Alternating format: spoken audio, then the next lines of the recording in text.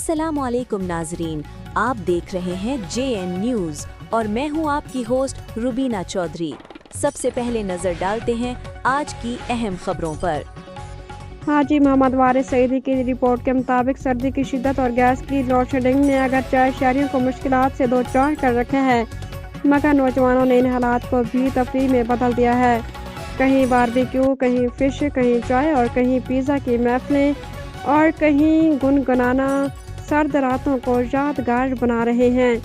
सर्दियों की शिद्दत में इजाफा होते ही जहाँ एक तरफ सर्द हवाएं लोगों को घरों तक महदूद कर रही हैं, वहीं दूसरी जानब गैस न होने के बायस नौजवान घरों से निकलकर होटलों की तरफ रुख करते दिखाई दे रहे हैं, जहां बारबेक्यू फिश की खुशबू तो कहीं गर्म चाय और कहीं वायनाड पिज़्ज़ा ने सर्दी का मज़ा दोबारा कर दिया है।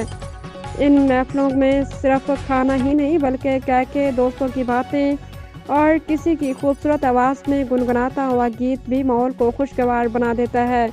इन मुश्किलात के बावजूद नौजवानों का ये अंदाज साबित करता है कि नौजवान कौम हर मुश्किल में खुशी के पहलू तलाश कर लेती है।